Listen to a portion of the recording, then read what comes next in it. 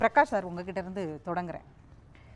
ஒவ்வொரு முறை பொதுக்கூட்டம், செயற்குழு கூட்டம் அதிமுகவில் அறிவிப்புகள் வரும் பொழுது இந்த இரட்டை இலை வழக்கும் நீதிமன்றத்தில் வருது. அது எவ்வளவு கோயின்சிடென்ஸ்னு நம்மளால் பார்க்க முடியுது. சமீப ஆண்டுகளில் பார்க்குறோம். இப்போ தான் எல்லாம் முடிவுக்கு வந்துருச்சு அப்படின்னு சொல்லி அதிகாரப்பூர்வமான இரட்டை இலை சின்னத்தில் கையெழுத்து போட்டு ஒரு நாடாளுமன்ற தேர்தல், சட்டமன்ற தேர்தல், நாடாளுமன்ற தேர்தலை முழுவதுமாகவே திரு எடப்பாடி அணி அவங்க இது பண்ணிட்டாங்க. ஆனாலும் திரும்ப திரும்ப இந்த வழக்கு நீதிமன்றத்தில் வந்து கொண்டே இருப்பதுடைய இது என்னவா இருக்கு? இது ஷியோர்லி பியூர்லி பிஜேபியுடைய பொலிட்டிக்கல் கேம்பிளில் ஒன்று தான். நீங்கள் எப்போப்பெல்லாம் ஏடிஎம்கேவுக்கும் பிஜேபிக்குமான டக் ஆஃப் வார் பெரிய அளவுக்கு வெடிக்குதோ அப்போல்லாம் அந்த ரெட்டையிலையை அவங்க கையில் எடுப்பாங்க. இப்போ இந்த மனு எடுத்திங்கன்னா என்றைக்கோ போட்டுது.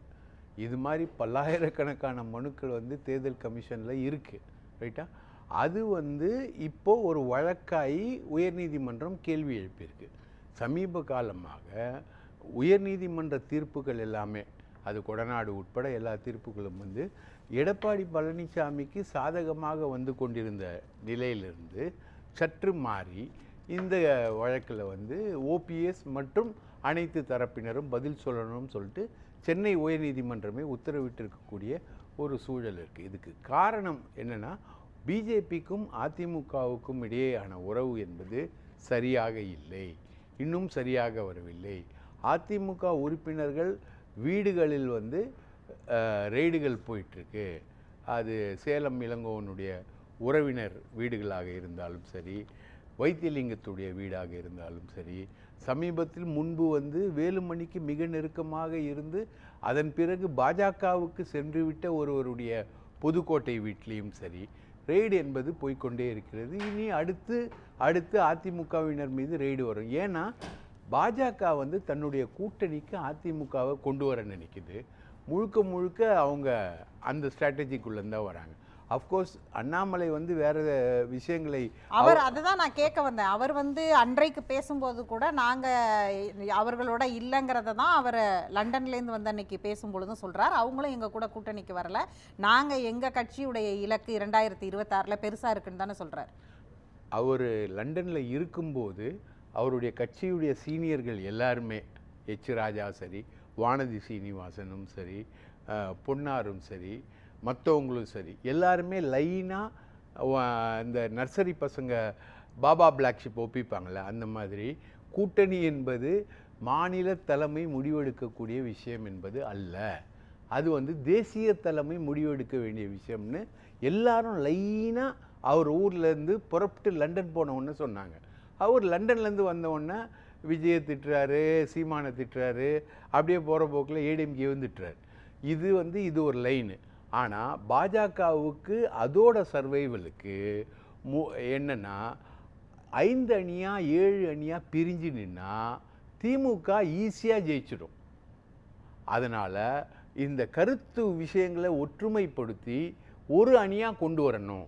அதிமுகவை ஒற்றுமைப்படுத்தி ஒரு அணியாக கொண்டு திமுக எதிர்ப்பு வாக்குகளை சிதறடிக்கக்கூடாது. அதில் முடிஞ்சால் விஜயம் உள்ளே கொண்டு வந்துடலாம் அப்படின்றது அவங்களுடைய எதிர்பார்ப்பு. ஸோ இந்த விஷயங்கள்லாம் இதுக்கு எடப்பாடி பழனிசாமி எந்த விதத்துலேயும் ஒத்துக்கவும் தயாரால, அது ஏற்றுக்கவும் தயாரால. ஒரு கேட்டகாரிக்கலாக நாங்கள் பாஜக இல்லாத அணி அப்படின்ற மாதிரி போகிறாரு. ஆனால் அவருக்கு எதிரான ரெய்டுகள் நடக்குது. அந்த ரெய்டுகள் நடக்கும்பொழுது இதுவரைக்கும் ரெட்டைலை என்பது எடப்பாடி பழனிசாமி என்பது உறுதி செய்யப்பட்ட ஒரு தகவல் மாதிரி தான் பத்திரிகையாளர்கள் நமக்கும் இருக்கக்கூடிய புரிதல் அதுதான். அவர் பல நீதிமன்ற தீர்ப்புகளை வென்றெடுத்திருக்கார்.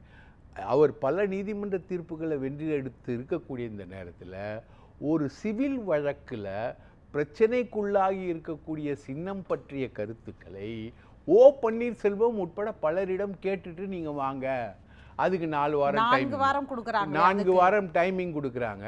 எங்கள்கிட்ட கருத்து கேட்கலன்னு ஓபிஎஸ் தரப்பு சொன்னா, ஏற்கனவே நீதிமன்ற உத்தரவுகளில் அவங்களுடைய தரப்பு அவங்களுக்கு விட இவங்களுக்கு தானே சாதகமாக தீர்ப்பு வந்திருந்தது கடந்த காலங்களில். இப்போ எங்ககிட்ட கருத்து கேளுங்கன்னு சொல்றாங்க. கருத்து கேளுங்கன்னு அதிசயமா அதை சொல்றாங்க. நாளைக்கு சசிகலா தரப்பு எங்ககிட்ட கருத்து கேளுங்க அப்படின்னு அதே ஹைகோர்ட் அப்ரோச் பண்ணும்போது சசிகலா தரப்புக்கிட்டையும் கருத்து கேட்க வேண்டியிருக்கும். ஸோ இதில் வந்து முடிவெடுக்க வேண்டிய நிலைக்கு மறுபடியும் வருவது யார்? தேர்தல் ஆணையம். அப்போது தேர்தல் ஆணையம் வந்து இந்த சின்னத்தை முடக்குவதற்கான வாய்ப்பு இருக்கிறதா? இருக்குது. அதுவும் இருக்குது. இது ஒரு நாள் தலைப்புச் செய்தியாக முடியறதுக்கான வாய்ப்பும் என்பது இதில் இருக்கிறது. ஸோ இந்த கேம் வந்து ஸ்டார்ட் பண்ணி விளையாடுறது பாஜக. பாஜகவுடைய விளையாட்டுகளுக்குள்ள ஒரு விளையாட்டு தான் இப்போ உயர்நீதிமன்றத்தில் மனுவாகி உயர்நீதிமன்றத்துடைய அப்சர்வேஷன். நம்ம நேரடியாக இது ஒரு அரசியல் காய் நகர்த்தல்னு பார்த்தால் நீதிமன்ற உத்தரவுகளை அவ்வளவு நேரடியாக நம்ம கனெக்ட் பண்ணிக்க முடியுமான்னு ஒரு கேள்வி இருக்குல்ல. நீதிமன்ற உத்தரவுகளை வந்து அவ்வளோ நேரடியாக நம்ம வந்து கனெக்ட் பண்ண முடியாது.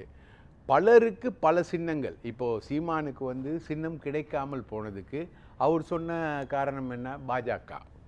ரைட்டா? மற்றவங்களுக்கெல்லாம் சின்னம் கிடைத்ததற்கு அவங்க சொன்ன காரணம் என்ன? பாஜக. பாஜக நினைத்தால் தேர்தல் ஆணையத்தின் மூலமாக சின்னங்களை அலாட் பண்ண முடியும் அப்படின்றது கடந்த பாராளுமன்ற தேர்தலில் தமிழக தேர்தல் களத்தில் நடைபெற்ற ஒரு விவாதம். அது சீமானும் மற்றவர்களும் அதற்கு உதாரணமாக இருந்தார்கள். ஸோ இது இப்போ சின்னம் தொடர்பான வழக்கு உயர்நீதிமன்றத்தில் வந்திருந்தாலும் அந்த பிரச்சனையை பற்றி முடிவு சொல்ல வேண்டிய நிலைமைக்கு யார் இருக்கிறான்றா? உயர்நீதிமன்றம் அல்ல, தேர்தல் ஆணையம். நான் மகாராஷ்டிராவுக்கு பொருத்தி பார்க்கிறேன். மகாராஷ்டிராவில் வந்து ஏக்நாத் ஷிண்டேக்கும் அதாவது இந்த பக்கம் அஜித் பவார்கிட்டையும் சின்னத்தை கொடுத்து ஒரு தேர்தலை இப்போ சந்திச்சாங்க. ஆனால் பெரும்பாலான எம்எல்ஏக்கள் யாரிடம் இருக்கிறார்கள்? எப்படி சின்ன வழக்குகள் கையாளப்பட்டிருக்கிறது இதற்கு முன்பு அரசியல் கட்சிகளுடைய சின்ன வழக்குகள்ங்கிற அடிப்படை புள்ளிக்கு வரும்பொழுது இப்போ பெரும்பாலான எம்எல்ஏக்கள் பொதுக்குழு உறுப்பினர்கள் இபிஎஸ் கிட்ட இருக்கிறாங்க. அப்போ சின்னம் அவர்களுக்கு தானேங்கிற அந்த அந்த அது ஏற்கனவே அப்படியான ஒரு பார்வை இருக்க தானே செய்ததில்ல. அதுதான் வரப்போகிற பொதுக்குழு முக்கியத்துவம் பெறுது. இப்போது தமிழ்நாடு முழுக்க நடத்தக்கூடிய கலந்தாய்வு கூட்டங்களில் எல்லா இடத்துலையுமே பிரச்சனைகள் வந்து வெடிக்குது. பல அமைச்சர்களுக்கு எதிராகவும் கட்சி தலைமைக்கு எதிராகவும் பிரச்சனைகள் வெடிக்குது. ஏற்கனவே நடந்த தொகுதி வாரியான கலந்தாய்வு கூட்டத்திலையும் நீங்கள் வந்து ஓபிஎஸ்ஸை சேர்க்கணும், சசிகலாவை சேர்க்கணும் அப்படின்னு நேரடியாகவே கோரிக்கைகள் வந்து புகார் மனுக்களாக எழுதப்பட்டு எடப்பாடி பழனிசாமி கிட்ட ஏற்கனவே கொடுக்கப்பட்டது. இப்போ வந்து பிரச்சனைகள் நடக்குது. இப்போ அடுத்து நடக்கக்கூடிய பொதுக்குழுவில் இன்னைக்கு பிரச்சனை பண்ணக்கூடிய ஆட்கள் அவங்க ஒரு நோக்கத்தோடு பண்ணுறாங்க. உதாரணத்துக்கு கற்பனைக்கு கூட வச்சுக்கலாம், சசிகலா ஆட்கள் பணம் கொடுத்து பண்ண வைக்கிறாங்க அப்படின்னு ஒரு கற்பனைக்கு வச்சுக்கிட்டாலும் அந்த விஷயம் என்பது வர பொதுக்குழுவில் எதிரொலிக்கும். அப்போது பொதுக்குழுவில் 2266 உறுப்பினர்கள் சம்திங் 2000 சம்திங் உறுப்பினர்கள் வந்து முழுக்க எடப்பாடி பழனிசாமி ஐயாவுக்கு ஆதரவு கொடுப்பாங்க அப்படின்றத சொல்ல முடியாது. அப்போ அதில் ஒரு பிரச்சனை வரும். அப்போ மறுபடியும் இதே சின்னம் பிரச்சனையாக வரும், மறுபடியும் இது வழக்குகளுக்கு போகும். ஸோ அதிமுக அது முடிவெடுக்க வேண்டிய இடத்துல தேர்தல் கமிஷன் இருக்குது. தேர்தல் கமிஷன் எப்படி முடிவெடுக்கும் அப்படின்றதுக்கு ஒரு அலிகேஷன் இருக்குது, ஒரு குற்றச்சாட்டு இருக்குது. அவங்க வந்து பாஜகவுக்கு ஆதரவாக தான் முடியும். இதை வந்து செய்யணும்னு நினச்சிருந்தா ஒருவேளை ஓபிஎஸ் இந்த இவங்களையெல்லாம் இணைக்கிறதோ இல்லை வந்து இவரிடமிருந்துனா அவர் பாஜகவுக்கு எதிராக நாடாளுமன்ற தேர்தலை இன்னும் சொல்ல போனால் பாஜகவிற்கு சாதகமான தேர்தல் அதுதான் அகில இந்திய அளவில். நான் அந்த அடிப்படையிலிருந்து முன்வைக்கிறேன். ஒரு தேசிய அளவில் அவங்க நிறைய தொகுதிகள் வெல்லணும்னு ஆசைப்படுறாங்க, மீண்டும் ஆட்சி அமைக்கணும்னா அப்போ இந்த காய்களை எல்லாம் நகர்த்தி இருக்கலாம் இல்லையா? அப்போ இவர்கிட்ட கொடுத்து இவரை பிஃபார்ம்ல எல்லாம் கையெழுத்து போட வச்சு இவர் தான் ஒரிஜினல் அதிமுகலாம் சொல்ல வச்சுட்டு இப்போ ஏன் செய்யணும்னு ஒரு வாத கேள்வி வரும்ல. கரெக்ட். அந்த போன பாராளுமன்ற தேர்தலில் எனக்கு பத்திரிகையாளராக கிடைக்கக்கூடிய தகவல்கள் அடிப்படையில் பார்க்கும்பொழுது போன பாராளுமன்ற தேர்தலில் 25 பாராளுமன்ற தொகுதிகளை நாம் வெல்வோம் அப்படின்னு ஒரு உறுதியை யார் கொடுத்துருந்தாங்கன்னா அண்ணாமலை வந்து அவங்களுடைய தேசிய தலைமைக்கு கொடுத்துருந்தார். நாங்கள் வந்து அமித்ஷாவே இங்கே வந்து பேசினார், அமித்ஷாவே வந்து பேசினார். அண்ணாமலைன்னு சொல்லி ஒரே ப்ரைஸ் பண்ணாங்க. ஆனால் முடிவு வந்து 0/40 40 தொகுதிகளை வந்து திமுக கூட்டணி ஜெயிச்சிருச்சு. இதுதான் அவங்களுக்கு ஒரு பெரிய ஷாக். போன பாராளுமன்ற தேர்தலில் அந்த மாதிரி, அதுக்கு முந்தின சட்டமன்ற தேர்தலில் ஓபிஎஸ்ன்ற ஒரு கேரக்டரை எடப்பாடி பழனிசாமி முன்னிலைப்படுத்தி வச்சுருந்தார். ஓபிஎஸ்ஸுக்கும் உரிய மரியாதை என்பது மேலேயும் கிடச்சிக்கிட்டு இருந்தது. இந்த ரெண்டும் இருந்ததுனால சட்டமன்ற தேர்தலில் அப்படி போச்சு. பார்லிமெண்ட் தேர்தலில் இவங்களுக்கு ஒரு கற்பனையை அண்ணாமலை உருவாக்குனதுனால அதில் அப்படி போச்சு. இன்றைக்கி இதெல்லாத்தையும் மாற்றிட்டு அதிமுக, பாஜக, பாமக, தேமுதிக, ஜான் பாண்டியன் உட்பட ஒரு அணியை உருவாக்கி வரணுன்றது தான் பாஜகவோட நிலைப்பாடாக இருக்குது. அதுக்கு எடப்பாடி பழனிசாமி தயாராக இல்லாத ஒரு சூழ்நிலையில் அவர் மேலே ரெய்டு, இந்த ரெட்டை இலை வழக்கு இதெல்லாம் அமைக்கப்படும். பேசலாம். பிரகாஷ், நீங்க குறுக்கிட்டீங்க. அதாவது இப்போ இந்த இதில் வந்து பிளேயர் வந்து ஓபிஎஸ் மட்டும் கிடையாது, சசிகலாவும் சேர்த்து தான். இன்றைக்கி வெள்ள நிவாரணத்துக்கு வந்து முழுக்க முழுக்க சசிகலா வந்து ட்ராவல் ஆகிட்டுருக்காங்க. எடப்பாடி ட்ராவல் ஆகுறாரு, முதலமைச்சர் துணை முதலமைச்சர் ட்ராவல் ஆகுறாரு. இப்போது ஃப்ரேல இப்போ இருக்கிற சேலஞ்சில், வரக்கூடிய பொதுக்குழுவில் இருக்கிற சேலஞ்சில் இவங்க வந்து பொதுக்குழு எல்லாத்தையுமே எப்படி கட்டமைச்சிருக்காருன்னா, எடப்பாடி ஒரு அலிகேஷன் தான், இது உண்மையாக இல்லை பொய் அது மறுக்கலாம். இவங்க வந்து எல்லாருக்கும் காசு கொடுத்து தான் வந்து பொதுக்குழுவை கூட்டியிருக்காரு அப்படின்றது ஒரு அலிகேஷன். இதை வந்து சாட்சி இல்லாம ஒரு இது இல்லாம நீங்க போற போக்குல எல்லாம் இவ்ளோ பெரிய கமெண்ட் எல்லாம் சொல்றது அது ஆதாரம் இல்லாம நம்ம அதை பேச முடியாது. அவர் இத வாபஸ் வாங்கணும் சார் மேம். இல்ல இதுக்கெல்லாம் கண்டனம் எல்லாம் கிடையாது. கூவத்தூர்ல நடந்ததுக்கு வெக்கி தலகுனியணும். இவங்க கூவத்தூர்ல நடந்ததுக்கு இவங்க வெக்கி தலகுனியணும். கண்டனத்துக்குலாம் கிடையாது.